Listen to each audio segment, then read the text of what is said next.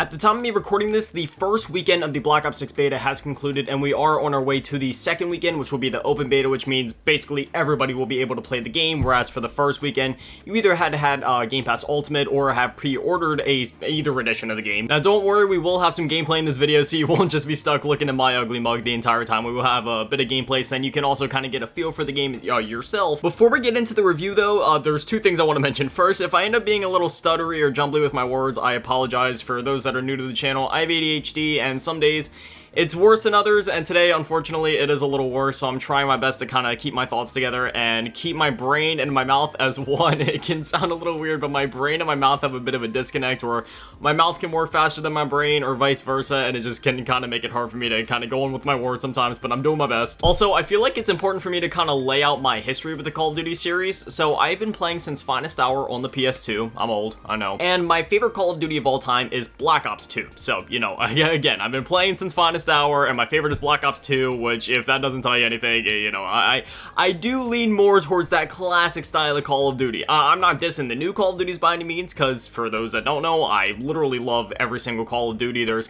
not a single entry in the franchise that I dislike. Even the newer games, I genuinely love them. There is a few nitpicks that I have, like the Warzone-ification of certain modes, when I feel like, you know, some of those elements aren't always necessary, like in the campaign of MW3.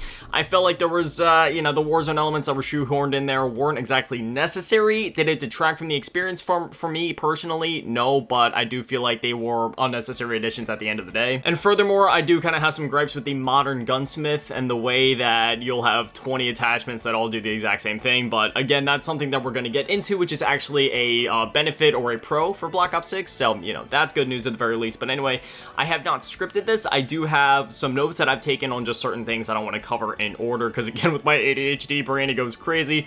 But at the same time, I didn't want to script it, because I feel like when you script something, it can almost lead into you being biased in a certain way, whereas, you know, when you're going off the cuff, it really is just your raw feelings in the moment and your true thoughts. So that's why I'm doing it this way. Anyway, we can go ahead and kind of roll the gameplay here as we start to talk about the gameplay, and the first point that I wanted to touch on was the movement and the new Omni movement system. So honestly, when I've been watching the marketing, and this is one of those things that kind of takes me back to like Call of Duty Vanguard and Modern Warfare 3, where sometimes Call of Duty has this tendency to market these new movement systems, market these new, I don't know, things that they've added to the engine or the gameplay loop, where, you know, for example, in Vanguard, they had the blind fire mechanic. Let's be honest, you probably used the blind fire mechanic a total of 2, maybe 3 times throughout the entire year, and you may have even forgotten that it was a feature until I mentioned it just now. Similarly, in Modern Warfare 3, we had the whole tac stance mechanic, which, while yes, it was certainly more useful than blind fire, and I actually did find myself using it a number of times, at the end of the day, 95% of my matches, I'm just running around hip firing or ADSing like you do in any other Call of Duty game, and the only time that I used tac stance was when I had to actively think about doing so, and I feel like that's what separates the gimmicks in Call of Duty from the long-staying mechanics that are actually beneficial or imperative to the core gameplay loop of Call of Duty long-term, is the ones where you have to actively think about using it, and then the ones where it's just intuitive to use it. So, you know, running around hip firing, ADSing, those are just intuitive. Those are just second nature. Whereas tac stance, you have to aim down sights, you have to click the down arrow, and then you have to think about doing it, and even then, more times than not, you're probably just going to end up switching back to ADS, because that just tends to be more useful anyway. Again, tac stance can be a useful mechanic when utilized correctly, and gimmicks aren't always necessarily a bad thing, because gimmicks in themselves can lead to innovation and, you know, brand new things that can truly benefit the gameplay loop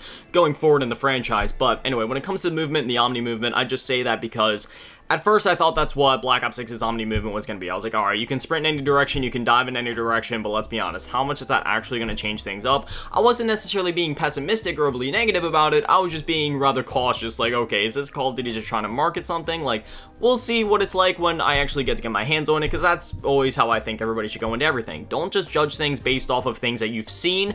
Wait until you experience it for yourself to form your own true opinion. Don't listen to what people say online. Don't go off of what videos you've seen. Play it for yourself. form your own opinions. And from that, I must say, from the moment that I played Black Ops 6, I realized Omni Movement may just be the future of Call of Duty, and it is truly one of the most innovative features that we've ever seen brought into the franchise, which is funny because it's such a simple feature. It's normal sprinting, except you can sprint in any direction, and then when it comes to the dolphin diving, same thing. You can dive in any direction now rather than just being locked into diving forwards. And while that may not seem like a huge thing, it really is huge in terms of the movement and overall gameplay. So I'm the type of guy where when I'm playing Call of Duty, I'm much more old school in the way that, while yes, I do have times where I rush around the map like a madman, when I'm trying to specifically shriek out and drop nukes, I don't camp, but I hold down positions and rotate spawns like you would have done back in like Black Ops 2 or MW3. Like on Raid, for example, I think of that one room where it overlooks that center point with like the statue in the middle, where it's like the, like the circular thing where there's some cars, and then you kind of flip-flop between watching that and the doorway in there and the staircase that leads back to the one garage with all the cars, like the spawn point in there. You kind of like rotate and flip the spawns, and then sometimes you kind of like move around the map and transition from that garage up to the one window that overlooks the other point with the pool, you know what I mean? Like those two sides, it's basically like on the same side of the map there, like, you rotate back and forth watching the spawns. So when it comes to me and the way that I play Call of Duty, I do play in much more in that classic style, and Omni Movement honestly plays right into that, because normally, like, I have these weird moments sometimes in Call of Duty where I'll be running forwards, but then I kind of need to stop and walk sideways just to be like, okay, is anybody coming this way? But now with Omni Movement, because I've gone on record before saying I don't really like tac sprinting, and thankfully in Black Ops 6 with this Omni Movement, while tac sprinting is still in the game, it's utilized in the way that I've been saying that it should have been utilized from day one, where if you want to have tac sprint in the game, I think that's totally okay. It can be a beneficial feature, but when it's like how it's been in the Modern Warfare games, where it's genuinely forced upon you in a way to use it, otherwise you're at a disadvantage, then it's kind of like, alright dude, you're just kind of making me bust my stick when this could have just been the default sprint speed from the beginning, if it's going to be forced upon the player to be utilized in order to stay advantageous in combat, you know what I mean? But in Black Ops 6, again, like, you can use it for that quick speed boost, but most of the time you're going to be wanting to sprint at just like the normal default speed, so then you have the full 360 degrees of movement, because as you're running, you can turn to the side and keep running to the side. So then rather having those weird moments in my gameplay where I just kind of stop and start waddling to the side, I can instead turn just a little bit and keep running, look at that spawn point, and then flip around real quick and look behind me while still running and keeping up my movement to move to the next point that I need to in my rotation. Not to mention the fact that the movement in itself has been very beneficial for me in just getting wins and stuff. So like, there's been plenty of times where like I'll be shooting at a guy, like I think on Skyline, for example. So there's this one point where there's this one balcony, and you probably know what I'm talking about, but there's one that's set inside of the building and then one that's set on the other side that's like completely outside. And there's been many times where like I'll be on the inside part and I'll be shooting at a guy on the other side, and then somebody will come up through that little walkway there, so I'll shoot them through the window, and as I'm shooting at them, I also see that B flag is about to be taken. And obviously if you jump on the B flag before it gets taken, as long as you can get it to say contested, even if it's like an inch away from being taken, you can still save it. So as I'm trying to shoot the guy on the walkway, I'm kind of multitasking, so I'll literally like dive over the edge, shoot that guy, keep my streak going, take him out, land on the flag, make it contested so nobody can take it, roll around, shoot whoever's on the flag. Hopefully it's only one guy, because sometimes when you're just laying there on the ground, you can kind of be vulnerable, which is a good thing because then that keeps it from being completely overpowered. But you blast that guy's face off, next thing you know, you just say B flag and you're able to capture it for your team. And while that in itself may sound like a niche situation, or it's like, alright Grotesque, that was a very specific example, no, those things happen literally all the time inside of Black Ops 6. Now I will admit there was a couple of times where I was trying to walk backwards and lay down, because I do that a lot in Call of Duty 2, where sometimes I'll need to walk down, or like walk backwards and lay down simultaneously to watch a point as I'm holding a hard point, capturing a flag, and sometimes I don't realize that I'm still sprinting, and that'll cause me to actually dive backwards. Now I'm pretty sure there is ways to actually adjust that in the settings, so if that ends up being an issue for you, you could definitely adjust that there, but that's more or less just a me issue, and just the thing of like, hey, I didn't realize I was still sprinting, and therefore I ended up diving backwards, so that's really just my fault more than anything. But overall, like, the Omni movement, it's completely game changing, and I could easily see this being the future of Call of Duty. And furthermore, if they would go ahead and make, say, like an Advanced Warfare 2 or another advanced movement game, whether or not it would have wall running and all the exo jumps and stuff, the Omni movement would play beautifully into that. And all I'm saying is, with Modern Warfare 3 and a lot of the cosmetics in the game, it's clear that Sledgehammer wants to make an AW2 at some point, so I think Activision just ought to let them. Again, Black Ops 2 is my favorite of all time. time, and as much as I love the boots on the ground CODs, it has been a while since we've had a futuristic one, and I genuinely love those games, and we need follow-ups for at least Advanced Warfare and Ghosts, especially Ghosts, because that one left off on a cliffhanger, but also Advanced Warfare. That game technically left off on a bit of a cliffhanger as far as the campaign's concerned, so let's get it done. Next up, we'll go ahead and talk about the gunplay and the weapons. So in terms of the gunplay, that really just ties into the movement, funnily enough. You know, when it comes to the gunplay, I don't know, because when it comes to Call of Duty, it's not exactly a movement shooter. I mean, nowadays it kind of is, but the gunplay really does tie into the movement, because the way that your character moves ties into how the weapons are gonna feel in terms of your mobility and such. So with that, I will say that the gunplay is very fluent in this game. Like, when you're popping off your shots, right, even if you're using a weapon with a slightly slower ADS speed, because you can run in any direction, you're essentially moving at a faster speed overall, like in terms of not to sound like, I don't know, this is probably like a weird way to phrase it, but you know when you're shooting, sometimes you'll see like an RPM count on a weapon of how many bullets it can fire per second. Well, with the Omni movement, since you can sprint at all times now, in terms of like, I guess like feet per minute that you can cover when you're running, you know, obviously it's a lot higher overall now. So you're going to be moving a lot faster, you're going to be moving through the maps, and therefore if you have weapons that are a bit slower on the draw, that doesn't matter, because again, you're moving so fast that you're able to avoid enough bullets. And yeah, I don't know, it's just really satisfying being able to run in any direction, pull up your weapon, pop shots, and the guns feel very fluent, very loose in this game, but in a good way. It's not like loose and floaty, it's just loose in a way where it's like, okay, it's not stiff, it's not just like hip fire, ADS. No, it's like there's like a gradual progression between like you're going from your hip fire to your ADS, and you really feel like you're in an action movie of sorts, right? Like, you guys ever seen like, you know, Commando, the movie with Arnold Schwarzenegger in it? You know how he's always like running around and, you know, doing all these flips and dives and shooting and stuff in all these different ways, whether it be hip firing or actually aiming down the sights or whatever. Like, that's how you feel in Black Ops 6. You feel like an 80s action hero, even though this game technically takes place in the 90s. But hey, there was a ton of action movies like that in the 90s too, so I mean, hey, you feel like a 90s action hero really in this game, and it feels fantastic. I also love the way that the animations are, which I don't have a segment for animations in here, but we'll just go ahead and go over it real quick. The animations are just perfect in this game. The way that everything flows together, you know, sometimes in some games you can kind of tell when an animation ends and another begins, but in this game you don't, like, you can't even tell. Like, everything just flows together so well there. Everything just strings together. It feels buttery smooth in a way that I can't even describe into words. Another important aspect of the gunplay is obviously the feedback loop. So in terms of like the hit markers and the sounds that play when you get a kill, when you get a headshot, of course, they knocked it out of the park. Call of Duty always knocks that out of the park. The sounds are so satisfying in the game. And yeah, another part that I didn't really, I mean, I kind of have a section for sound design here with the music and stuff, so I guess we can actually go ahead and skip ahead a little bit to cover that. In terms of the sound in the game, the weapons sound absolutely perfect as always. You know, again, that's another aspect that Call of Duty has always nailed, because more times than not they actually use real weaponry to capture that those sounds of the game, so the weapons sound and feel good. And again, when it comes to the visuals and, you know, feedback loop of everything, whether that be explosions, shooting, the Scorestreaks sounds and all that, shooting launchers, you know, even when you die, you know, there's like a very I don't know what the word is, but it's like, okay, I know that I died just from the sound alone. You know what I mean? Like, very distinct sounds throughout. So, you know, that's always a good thing, because when it comes to sound design in a game, sometimes people can look over this because they think, oh, it's just the visual stuff that really matters. But no, that's sound design, because that's one of your main 5 senses. You know, when you hear that like quick thud, it's like, okay, yeah, I know I just died, and it just kind of gets you in that mood of like, all right, let's get back in the fight. And then as far as the music is concerned, once again, knocking it out of the park as Call of Duty always does, with those very clean, sick, and crunchy guitar riffs anytime that you level up or accomplish something in game. So, you know, that's one point so far. Obviously, I can't comment too much on the music yet until the full game comes out and we have all the different menu themes and, you know, sounds in the campaign and the zombies.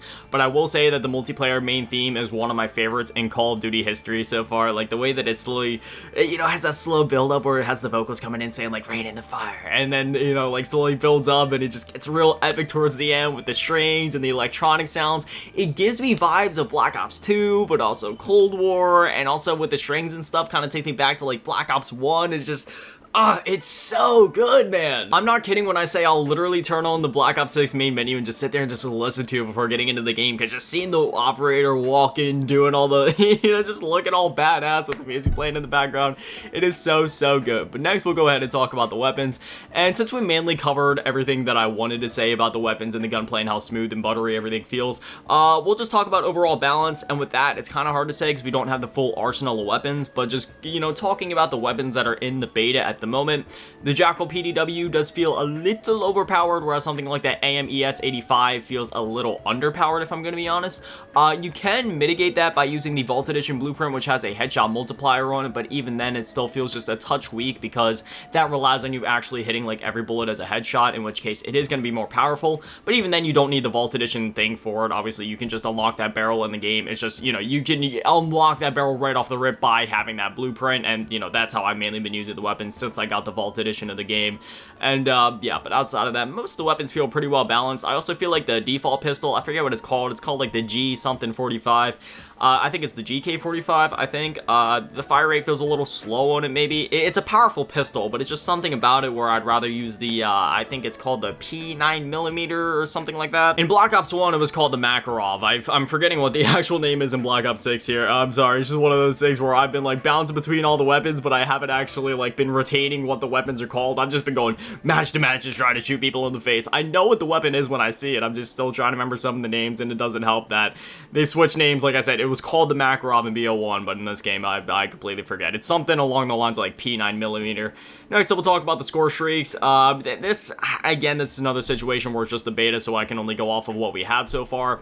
And I'm going to keep this brief. The Scorestreaks are a huge improvement in this game, and in the basically in every game since Black Ops 4, the Scorestreaks have been getting nerfed into oblivion. In Black Ops Cold War, you could literally take out a sentry gun just by hitting it with a melee weapon in the back twice. Absolutely pathetic. In the Modern Warfare games, and even in Call of Duty Vanguard to a certain extent. Actually, Vanguard did do a slightly better job with, like, the dogs and stuff like that, where you actually felt like your Scorestreaks were worth something. So, you know, I'll give a pat on the back to Vanguard there. But as far as the new Modern Warfare trilogy goes, yeah, the Scorestreaks have kind of been a joke for the most part. You've had some standouts, like the Overwatch Hilo, which is, you know, it's resistant enough to damage. It'll get you enough kills. It's alright. But, you know, for how many kills you have to put in to earn that thing, it does not hold a candle to the classic Scorestreaks in Call of Duty. So yeah, Black Ops 6 seems to be doing much better in that regard. It seems like the Scorestreaks have gotten at least a bit of a buff from the ones that I've used, especially the ones on the higher end of the streak range. Like, yeah, they do pretty good, so I'm really liking how the Scorestreaks feel.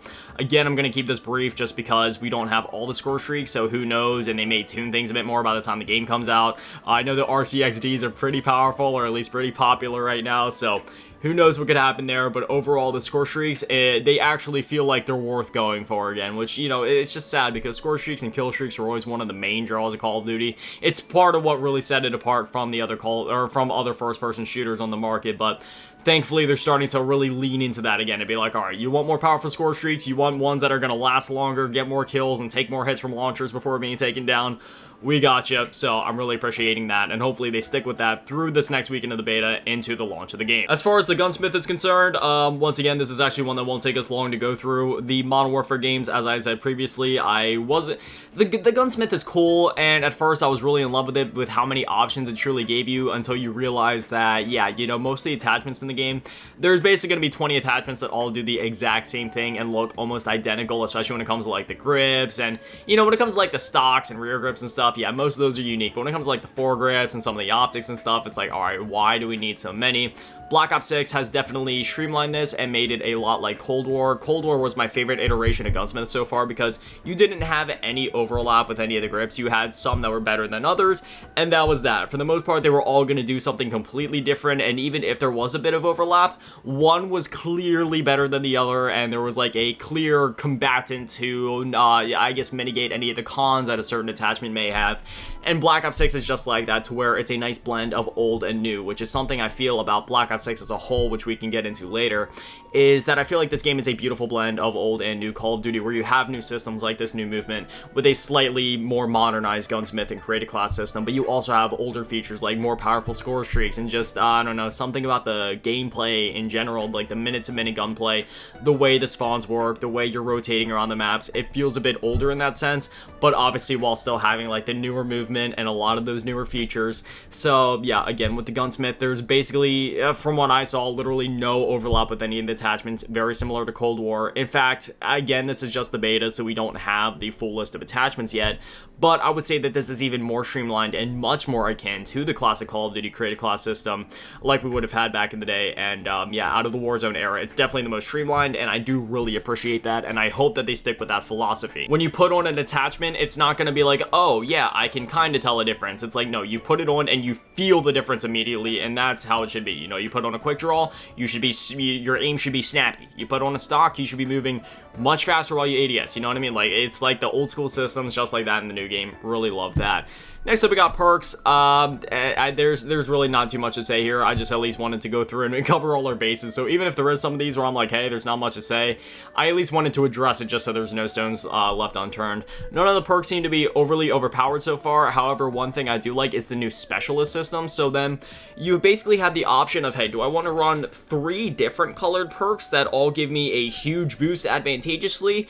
Or do I want to use 3 of the same colored perks that also give me a huge boost advantageously, and while using those certain colors, it can lean into a certain build? And that's one aspect that I really like, is like the perk system in this game almost feels like an RPG. Something like, I know this is going to sound completely out there to compare it to this game, but like Elden Ring, for example, you really feel like you're developing like an RPG build while you're creating your class in this game, because it's like, all right, do I want to go with the blue perks and then go for a bit of a sneaky recon build, you know, be off the radar but be able to see my enemies, or do I want to be a bit more aggressive with the red perks or a bit more strategic with the green perks? So, you know, there's a lot of different, you know, options there, and I'm sure that those options are only going to expand by the time the full game releases, when we get more perks. And again, it's up to you. It's like, okay, do I want to lean into the specialist side of things and possibly get more advantageous abilities out of it and go for the certain build, or do I want to do the classic Call of Duty thing and just have like 3 different types of perks and just be like powerful in all of these different ways?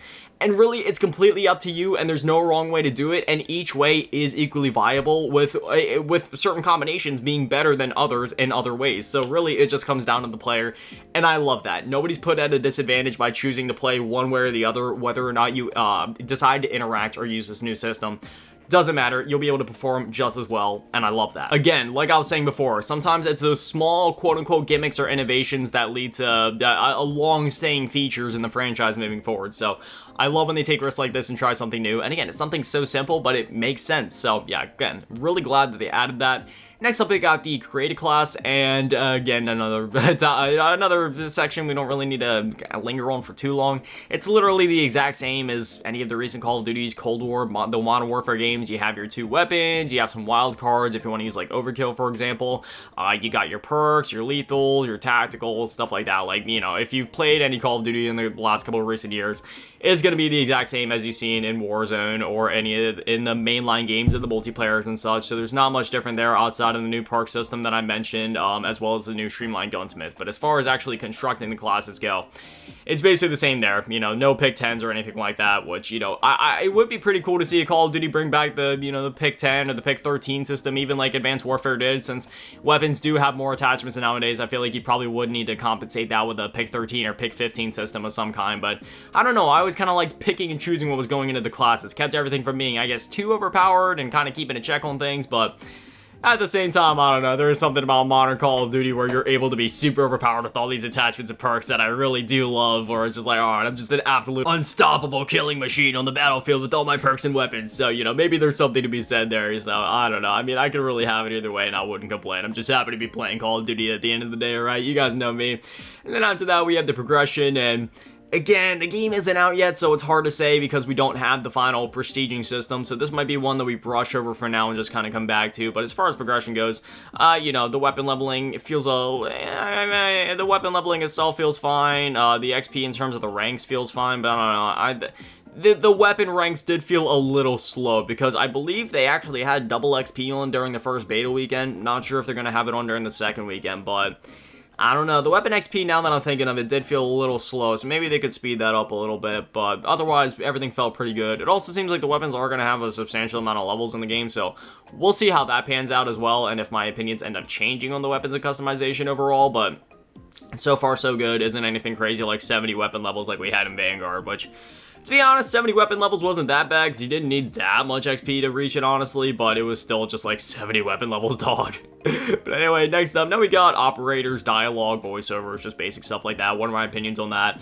I love the voiceovers in terms of like the commanders over the radio. Like you have Woods for the Rogue Black Ops side, and then I'm not exactly sure. It's just like some woman for the other side. I can't exactly put my finger on it, but I believe I've heard her voice before. Maybe I'm just going crazy about that, but yeah, so you know, a lot of good variety there, and I love having Woods just kind of like screaming in your ear. Obviously, I can't really say half the stuff that he says in this video right now, but yeah, you know, if you've played the game, you know what I'm talking about. He has no problem cussing at you and screaming at you, so, you know, it's like comedic because, you know, if you're an OG fan of the Call of Duty series, especially the Black Ops series, then yeah, you're well familiar with Woods and his sailor mouth and the things that he'll say, and you know, so it's some of the crazy things that he says, but, you know, I love having that in the game, and even if you're a newer fan of the Call of Duty games, you know, you're gonna be able to appreciate that because it's one of those things where Woods is a bit of a comedic character, but at the same time, he's still serious and grounded, so it's not going to take you out of the game. The best way I can explain it is that it's comedic without trying to be comedic, you know what I mean? Like, he's being serious, but it's like serious to an extent where it's like, alright, he's like screaming and cussing at you,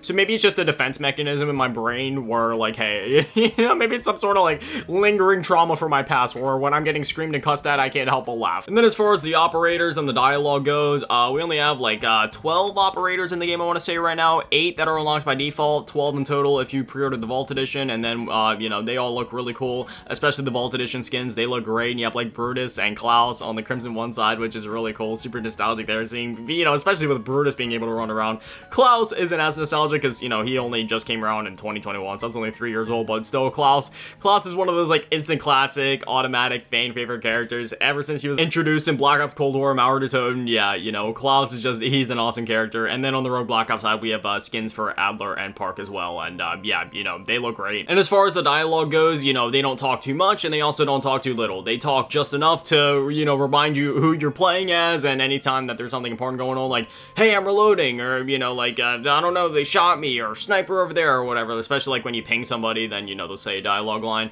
but they also don't talk too much to where it could be like distracting, or like you might not be able to hear an enemy running up behind you because they're talking too much or anything. Like, it's, you know, that's never really been an issue in Call of Duty anyway. You know, they talk just enough without, you know, being annoying or possibly being a hindrance in some way. And then one final thing I just wanted to touch on before we wrap this up is the graphics and the art style. I mentioned this in one of my previous Black Ops 6 videos, but I love the graphics and the art style in this game. It's very much akin to what you'd expect from any other Black Ops game, because the Modern Warfare games always go for a bit more of that brown, gray, gritty, realistic look, whereas the Black Ops games have always went for more of that colorful, vibrant, slightly more saturated, more artistic take on the whole realistic style of Call of Duty. So it looks very realistic, of course, as you would expect from a Call of Duty game, but it also has that Black Ops Cold War, Black Ops 2, Black Ops 3 flair to it, where it's a bit more saturated, it's a bit more colorful, not too saturated or colorful. It's not like Fortnite or Fall Guys by any means, but it's just saturated enough to where it's just really nice and pretty to look at, as you've seen from the gameplay that's on your screen. Even on the darker maps like Pit, you know, it's still just really nice to look at it as you're playing the game. So yeah, you know, it really just captures that Black Ops feel, that essence, like the tone of the game overall too, between the music in the menus, the main menu, the UI, playing the game, just everything about this game, between the gameplay and everything around it, aesthetically and sound-wise. It just looks, feels, and sounds like a Black Ops game, and when you're playing a game called Black Ops 6, that's really all you could hope for. So yeah, all in all, I mean, I guess now we can just go ahead and kind of wrap up here, give some of my concluding overall and final thoughts for the game. This beta is literally perfect. Like, I don't have any complaints about the game. Again, there might be a few things like, hey, maybe some of the weapons need to be retuned a little bit. I also want to wait and see what the progression in weapons and everything else, like the Scorestreaks, is really going to look like at launch, you know, especially when it comes to, like, leveling up with the classic Prestige stuff. Like, is it going to take forever for us to hit Prestige Master? Is it going to be like it was in the old games? Is it going to be faster? I want it to be just like it was in the old games, like in games like Black Ops 2. The time to rank up, the time to Prestige was literally perfect, so I'm hoping they don't try to drag this thing out, just be like, hey, make sure you keep playing, go for Master Prestige, but the XP is like half of what we used to get. But overall, I'm very excited for the game, and again, as far as the beta goes, like, I literally don't have any complaints. So from there, I mean, I guess we'll just kind of leave it there. If my thoughts end up changing by the time that this second beta weekend ends, I can definitely make another video and just kind of address some of my thoughts. I'm sure we'll also have access to other weapons, so, you know, we'll be able to see more of the progression, more of the weapon balancing there, and then when the full game releases, I'll probably end up making a video like this after I put like 100 hours into it or so. I did something similar with Modern Warfare 3, where I put like 100 hours into it in the first couple weeks, and then I went back and played Modern Warfare 2 afterwards, and just kind of reflected on Modern Warfare 3 after going back to an older Call of Duty, because I feel like that can be a fun but also really informative way to like truly see how you're feeling or how you're jiving with the latest entry, is to go back to a previous one and be like, oh wow, I actually do miss these changes, or oh wow, I actually don't like this change, you know, just kind of comparing back and forth. So I'll probably do something similar to, with Black Ops 6. Maybe I'll go back to Black Ops Cold War or Modern Warfare 3 or something like that after I put like 100 or so hours into it, and just see, you know, how am I jabbing with everything between the Omni movement, the progression, and the weapons and everything like that. But at this time, I am absolutely excited for the game. I have no complaints with it, and October 25th just needs to get here ASAP, because I am so excited for the campaign, the multiplayer, zombies, everything. This is going to be an amazing year for Call of Duty. But anyway, as always, massive shout out to all the Patreons and channel members, saying it all in the low ball tier, and every shout out on the big ball tier, my last coming down and then shit on YouTube, run events on the G-School. Thank you guys so much. You guys are little legends. I love you. Because I miss. Have an amazing day. Stay beautiful. I love you all. Peace.